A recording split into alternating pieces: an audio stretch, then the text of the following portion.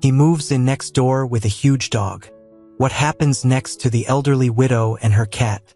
Eleanor Ainsworth adjusted the lace curtains of her living room window, her gaze settling on the vibrant red maple tree that dominated her small front yard.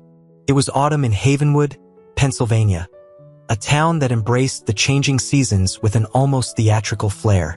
The leaves were at their peak, a riot of crimson, gold, and russet, a stark contrast to the quiet, almost somber, rhythm of Eleanor's life. At 82, her days were measured not by grand events, but by the gentle ticking of the grandfather clock in the hall, the soft purr of her ginger cat, Rusty, and the ritual of her afternoon tea. Rusty, a creature of habit and comfort, was currently curled in a sunbeam on the worn armchair, his fur the color of a well-brewed cup of Earl Grey. He was, in Eleanor's opinion, the most dignified cat in existence. He rarely deigned to chase mice, preferring to observe the world with a regal air, his amber eyes half closed in perpetual judgment. He was her constant companion, a warm, furry presence that filled the silence of her days since her husband, George, had passed away 5 years prior. The tranquility of Eleanor's afternoon was shattered by the sound of a moving truck rumbling to a stop next door. The house had been empty for months, a for sale sign slowly weathering in the front yard. Eleanor, a creature of habit like her feline companion, was not fond of change. She'd lived in Havenwood her entire life, and the familiar faces and routines were a comfort. A new neighbor meant uncertainty, and uncertainty was something Eleanor avoided at all costs. She peered through the curtains, watching as a man emerged from the truck. He was younger than she'd expected, perhaps in his late 30s, with a rugged build and a weary expression. He wore a faded denim jacket and jeans, his dark hair tousled by the wind. He didn't look like he belonged in Havenwood, a town that prided itself on its neatly manicured lawns and friendly, if somewhat nosy, residents. Then she saw the dog. A large German shepherd bounded out of the truck, its tail wagging with an enthusiasm that seemed to vibrate through the air.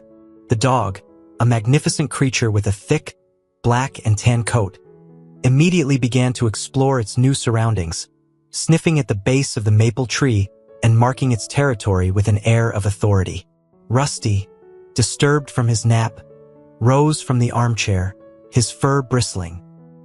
He let out a low hiss, his amber eyes narrowed into slits as he stared at the canine intruder.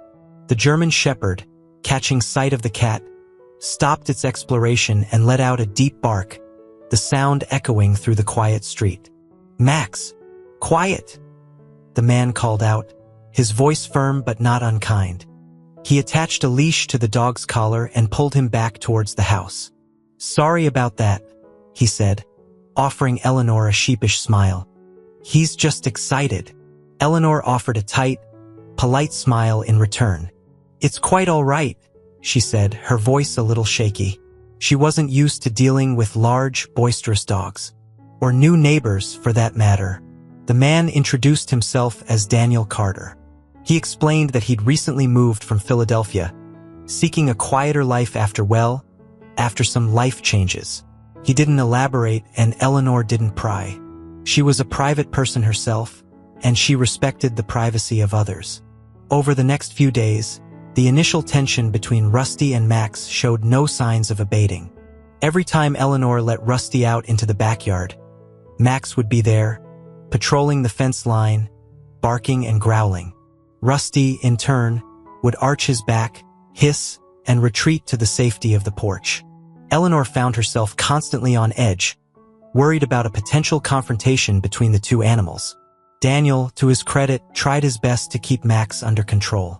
He installed a higher fence between the two properties, a gesture that Eleanor appreciated, even if it didn't completely solve the problem. She could sense that Daniel was a good man, albeit a troubled one. There was a sadness in his eyes, a weariness that mirrored her own. She too was carrying burdens. Her fixed income barely covered her expenses, and the old house was in constant need of repairs. The roof leaked, the plumbing was temperamental, and the heating system was on its last legs. She worried about the upcoming winter, about the cost of heating oil, and about the possibility of something major breaking down. She missed George terribly, not just for his companionship, but for his practical skills. He had always been the one to handle the house repairs, the finances, the things that now felt overwhelming. One chilly evening, as Eleanor was preparing a simple dinner of soup and toast, she heard a knock at her door. It was Daniel, his face etched with concern. "Mrs. Ainsworth," he said, his voice hesitant. I think Max got out. I can't find him anywhere." Eleanor's heart sank. She knew that Rusty was in the backyard, enjoying his evening stroll. She pictured the two animals face to face with no one to intervene. "Oh dear," she said, her voice trembling. "Rusty's out back." Together, they rushed into the backyard, calling out for their respective pets. The only sound was the rustling of leaves in the autumn wind and the distant hum of traffic. The fear was a cold knot in Eleanor's stomach. She couldn't bear the thought of anything happening to Rusty. He was all she had left. The search for Max and Rusty continued into the night, the beam of Daniel's flashlight cutting through the darkness. Eleanor, despite her age and a growing ache in her knees, insisted on joining him. They called out, their voices hoarse with worry, but there was no sign of either animal. Finally, exhausted and disheartened, they returned to their respective homes. Eleanor couldn't sleep. She sat by the window, wrapped in a shawl, staring out into the darkness. She imagined Rusty, lost and scared, facing the cold night alone. The thought brought tears to her eyes. The next morning, there was still no sign of the animals. Daniel came over, his face drawn and pale. He'd been up all night, driving around the neighborhood, searching. He apologized profusely, blaming himself for Max's escape. "It's my fault," he said, his voice heavy with guilt. "I should have been more careful. I've been distracted lately." Eleanor, seeing his distress, felt a pang of sympathy. She knew what it was like to be burdened by worries. She decided to share a little of her own. "We all have our troubles, Daniel," she said softly. "I've been worried about the winter, about the cost of heating. And this old house. It's always needing something fixed." Daniel listened quietly, his gaze fixed on the floor. When she finished, he looked up, a flicker of understanding in his eyes. "I lost my job a few months ago," he confessed. That's part of why I moved here. I needed a fresh start, but it's been harder than I thought." He explained that he'd been a software engineer in Philadelphia, working for a large tech company. He'd been laid off during a round of downsizing, a victim of corporate restructuring. The job loss, coupled with a recent divorce, had left him feeling adrift and lost. Eleanor nodded, understanding the feeling all too well. The loss of George had left a similar void in her life, a sense of being unmoored. "It's like the rug's been pulled out from under you," she said, her voice filled with empathy. "Exactly," Daniel agreed. "And Max, he's been my only constant through all of this. He's the reason I get out of bed in the morning." The shared vulnerability created a fragile bond between them. They were two strangers, brought together by circumstance, united by their shared worries and their love for their pets. As the day wore on, the hope of finding Rusty and Max dwindled. Eleanor made posters, offering a reward, and Daniel helped her distribute them around the neighborhood. They walked the streets together, calling out their pets' names, their voices growing weaker with each passing hour. Meanwhile, miles away, Rusty and Max were experiencing their own adventure. After their initial confrontation, which had ended in a stalemate rather than a fight, they had found themselves lost in a wooded area on the outskirts of town. Max, with his superior sense of smell, had initially tried to lead them back, but they had become disoriented. The animosity between them began to fade, replaced by a grudging respect. They were, after all, in the same predicament. They huddled together for warmth as the temperature dropped, sharing the meager scraps of food that Max had managed to scavenge. Rusty, surprisingly, even allowed Max to lick a wound he'd sustained during their initial scuffle. Back in Havenwood, Eleanor and Daniel were reaching their breaking points. Eleanor, overwhelmed by grief and exhaustion, collapsed in her armchair, tears streaming down her face. Daniel, seeing her distress, felt a surge of helplessness. He wanted to comfort her, but he didn't know how. He sat down beside her, his hand hovering over her shoulder, hesitant to touch her. He felt a connection to this woman, a shared sense of loss and loneliness. He knew he needed to be strong, for both of them. "We won't give up," he said, his voice firm despite his own despair. "We'll find them." His words, though simple, offered a glimmer of hope in the darkness. Eleanor looked up at him, her eyes red and swollen, and managed a weak smile. "Thank you, Daniel," she whispered, "for everything." The turning point came unexpectedly. Late that afternoon, a young boy, riding his bike through the woods, spotted two animals huddled together near a creek. He recognized them from the posters he'd seen around town. He rushed home and told his parents, who immediately called Eleanor. Eleanor and Daniel raced to the location, their hearts pounding with a mixture of hope and fear. When they arrived, they saw them, Rusty and Max, lying side by side, exhausted but alive. The reunion was emotional. Eleanor scooped Rusty into her arms, burying her face in his fur, tears of relief streaming down her cheeks. Daniel knelt down and hugged Max tightly, his voice choked with emotion. The animals, sensing the relief of their owners, seemed to relax. Max licked Daniel's face, and Rusty, for the first time, purred softly in Eleanor's arms. As they walked back towards town, a strange thing happened. Max, instead of barking at Rusty, walked calmly beside him. Rusty, in turn, didn't hiss or arch his back. They seemed to have reached an understanding, a truce born of their shared ordeal. The shared crisis had forged a bond not only between the animals but also between Eleanor and Daniel.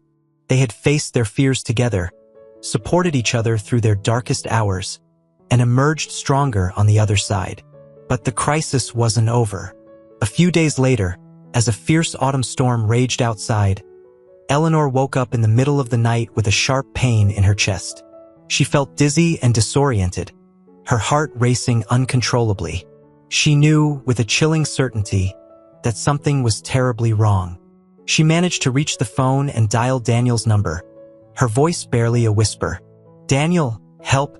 I think I'm having a heart attack." Daniel, jolted awake by the urgent call, didn't hesitate. He raced next door, Max at his heels, and found Eleanor slumped on the floor, clutching her chest. He called 911 and stayed with her, talking to her soothingly, trying to keep her calm until the ambulance arrived. Max, sensing the distress, whined softly and nudged Eleanor's hand with his nose, as if offering comfort. Rusty, too, seemed concerned, circling Eleanor and rubbing against her legs. The paramedics arrived quickly and rushed Eleanor to the hospital. Daniel followed in his car, Max riding shotgun, his head resting on Daniel's lap. The waiting room was a blur of anxious faces and hushed conversations. Daniel paced restlessly, his phone clutched in his hand, waiting for news.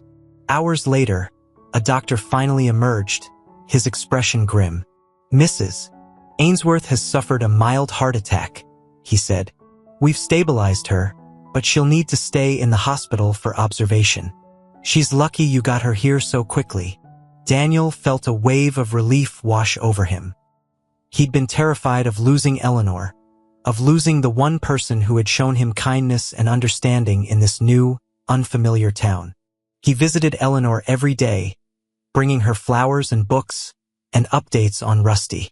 Max, surprisingly, was allowed to visit as well, under Daniel's strict supervision. The nurses were charmed by the gentle giant, and Eleanor's face lit up every time she saw him. The shared experience of the heart attack deepened the bond between Eleanor and Daniel. They were no longer just neighbors. They were friends, confidants, almost family. And as they grew closer, so did their pets.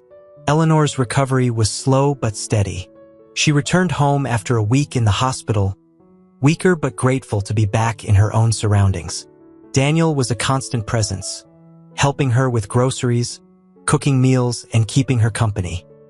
He even took on the task of fixing some of the minor repairs around her house, his newfound purpose giving him a sense of satisfaction he hadn't felt in months. Rusty and Max, mirroring their owner's growing closeness, began to spend more time together. At first, their interactions were tentative, marked by cautious sniffs and wary glances. But gradually, they began to relax in each other's presence. They would lie in the sun together, groom each other occasionally, and even play, a clumsy, gentle kind of play that was a far cry from their initial hostility. One sunny afternoon, Eleanor and Daniel were sitting on Eleanor's porch, watching the animals play in the yard. Max was chasing a ball, his tail wagging furiously, while Rusty stalked him from the bushes, pretending to hunt. "They're like an old married couple," Eleanor said, a smile playing on her lips. "Always bickering, but secretly devoted to each other." Daniel chuckled. "They've come a long way," he said. "Just like us." He looked at Eleanor, his eyes filled with a warmth that went beyond mere friendship. He'd grown to care for her deeply, admiring her resilience, her kindness, and her quiet strength. "Eleanor," he began, his voice hesitant, I don't know what I would have done without you these past few months. You've given me a reason to get out of bed in the morning." Eleanor blushed, her cheeks turning a delicate shade of pink. She too had developed strong feelings for Daniel. He had filled a void in her life, a void that she hadn't realized was so vast until he'd arrived. "You've done the same for me, Daniel," she said softly. "You and Max, and even Rusty in his own grumpy way. You've all become my family." The conversation shifted to more practical matters. Daniel had been actively searching for a job, and he'd finally received an offer from a small tech company in a nearby town. It wasn't as prestigious as his previous job, but it was a stable position with good benefits, and it would allow him to stay in Havenwood. Eleanor was overjoyed for him, but a part of her felt a pang of sadness. She knew that once he started working, he wouldn't have as much time to spend with her. "I'll miss you," she said, her voice tinged with melancholy. "I'll miss you too, Eleanor," Daniel replied. "But I'm not going anywhere. I'll still be right next door, and I'll still be here to help you with anything you need." He meant it. He'd found a home in Havenwood, a sense of belonging that he'd been searching for, and Eleanor was a big part of that. As the weeks turned into months, the bond between Eleanor and Daniel, and remarkably between Rusty and Max, solidified. The fence that Daniel had initially erected higher seemed almost superfluous now. Rusty would often be found sunning himself on Daniel's porch steps, and Max would occasionally wander into Eleanor's meticulously kept garden, sniffing at the roses, much to Eleanor's initial dismay, though she eventually softened. He never dug, though. It was as if he understood the sacredness of Eleanor's space. One crisp autumn evening, almost a year to the day since Daniel had arrived, they found themselves sharing a pot of Eleanor's famous apple crisp on her porch. The air was filled with the scent of cinnamon and fallen leaves, a nostalgic aroma that always brought Eleanor back to memories of George. "You know, Daniel," Eleanor began, her voice a little wistful, "George would have liked you. He always appreciated a man who could handle a hammer and wasn't afraid of a little hard work." Daniel smiled, touched by the comparison. "I wish I could have met him. You talk about him with such love." "He was a good man," Eleanor said, her gaze drifting towards the maple tree, now bare of leaves, its branches stark against the twilight sky. "We had our struggles, like everyone, but we had a good life. A simple life, but a good one." "Simple isn't always easy," Daniel observed, thinking of his own complicated past. The divorce had been messy, the financial repercussions significant. He still carried the weight of those experiences, but it was lighter now, shared somehow with Eleanor. "No, it isn't," Eleanor agreed. "But it can be beautiful." They fell silent for a while, listening to the chirping of crickets and the occasional bark of a distant dog. Max, curled at Daniel's feet, let out a contented sigh. Rusty, perched on the porch railing, was meticulously grooming his tail, seemingly oblivious to the human's conversation, but Eleanor knew he was listening. He always listened. "I've been thinking," Daniel said, breaking the silence, "about maybe staying in Havenwood permanently. I like the job, and, well, I like it here." Eleanor's heart skipped a beat. She'd secretly hoped he would say that, but she hadn't dared to voice it. "I'm glad to hear that, Daniel," she said, her voice a little shaky. I would like that very much." He reached across the small table and took her hand, his calloused fingers gently enveloping her frail ones. Her skin was thin and papery, the veins prominent, but his touch was warm and reassuring. "Eleanor," he said, his voice earnest, "I know I'm not George, and I wouldn't try to be, but I care about you a great deal, and I want to be here for you, if you'll have me." Eleanor's eyes welled up with tears, not tears of sadness, but tears of gratitude and a quiet, unexpected joy. "Oh, Daniel," she whispered, "I would like that very much." Their relationship didn't change dramatically after that conversation. They didn't rush into anything. They were, after all, two cautious souls, scarred by past experiences. But there was a new tenderness between them, a deeper understanding. They were companions, friends, and something more, something that defied easy definition. They were two lonely people who had found solace and connection in the most unexpected of places. The animals, too, seemed to sense the shift. Rusty, who had always been fiercely independent, started to seek out Max's company more often. They would often be found curled up together on the rug in front of Eleanor's fireplace. A ginger cat and a German shepherd, an unlikely pair, united by the invisible bonds of love and loyalty that connected their human companions. The next few years passed in a gentle rhythm of shared meals, quiet evenings on the porch, and companionable walks in the park. Daniel continued to work at the tech company, and Eleanor continued to tend her garden and her home, with Daniel's help. They celebrated holidays together, birthdays and anniversaries, marking the passage of time not with grand gestures, but with small, meaningful moments. Rusty and Max, aging gracefully, became inseparable. They were a familiar sight in Havenwood, the ginger cat and the German shepherd, walking side by side, their unlikely friendship a testament to the enduring power of connection. But time, as it always does, marched on. Eleanor's health began to decline. The mild heart attack had been a warning sign, and despite her best efforts, her strength gradually waned. She became more reliant on Daniel, who cared for her with unwavering devotion. He hired a home health aide to help with the more demanding tasks, but he was always there, her constant companion, her anchor. One spring morning, Eleanor woke up feeling particularly weak. The cherry blossoms were in full bloom, their delicate pink petals drifting down like snow, but she didn't have the energy to go outside and admire them. She lay in bed, listening to the birds singing, feeling a sense of peace, but also a profound sadness. She knew her time was near. Daniel came in, his face etched with concern. He'd seen this coming, but he wasn't ready. He never would be. "How are you feeling, Eleanor?" he asked, his voice gentle. "Tired, Daniel," she whispered, "but peaceful." She reached for his hand, and he held it tightly. "I want to thank you," she said, her voice weak but clear, "for everything. You've given me more happiness these past few years than I ever thought possible." Daniel's eyes filled with tears. He couldn't speak. "I want you to be happy, Daniel," she continued. "After I'm gone, I want you to find love again, and take care of Max. And Rusty, if he'll let you." Daniel nodded, his throat choked with emotion. "I will, Eleanor," he managed to say. "I promise." She smiled, a faint, beautiful smile that lit up her face. "I love you, Daniel," she whispered. "I love you too, Eleanor," he replied, his voice breaking. She closed her eyes, her breathing becoming shallow. Max, sensing the change, whined softly and nudged her hand with his nose.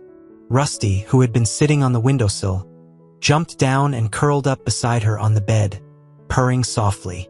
Eleanor Ainsworth passed away peacefully in her sleep, surrounded by the love of her chosen family. The funeral was small and quiet, attended by a few close neighbors and friends. Daniel delivered the eulogy, his voice trembling with emotion as he spoke of Eleanor's kindness, her resilience, and her unwavering spirit. He talked about her love for her garden, her cat, and her late husband, George. And he talked about the unexpected friendship that had blossomed between them, a friendship that had transformed both of their lives. After the funeral, Daniel returned to Eleanor's house, now his house. It felt empty without her, the silence deafening. Max followed him from room to room, his tail drooping, his eyes filled with a sadness that mirrored Daniel's own. Rusty was nowhere to be found. Daniel sat down in Eleanor's armchair, the one where Rusty used to nap, and closed his eyes. He felt a wave of grief wash over him, so intense that it took his breath away. He had lost his parents, his marriage, and his job, but this loss, the loss of Eleanor, felt different. It was the loss of a friend, a companion, a soulmate. He knew he would survive. He was a survivor, but he also knew that a part of him would always be missing, a part that Eleanor had filled. He opened his eyes and looked around the room. The grandfather clock ticked steadily. The curtains swayed gently in the breeze. The sunbeams danced on the floor. Everything was the same, and yet everything was different. He got up and went outside, calling for Rusty. He found him in the backyard, sitting under the maple tree, staring up at the branches.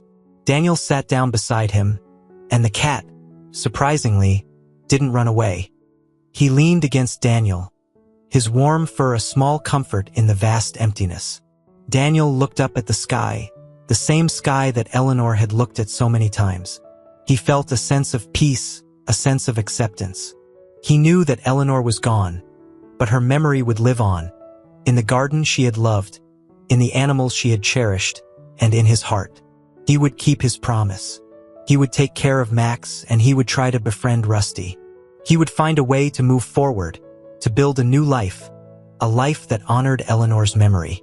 He would find happiness again, not the same happiness, but a different kind, a happiness tinged with sadness, but still happiness. He would live, not just for himself, but for Eleanor, for the woman who had taught him the meaning of love, loss, and the enduring power of companionship. The German shepherd and ginger cat beside him gave him strength, and the spirit of the old lady never left him.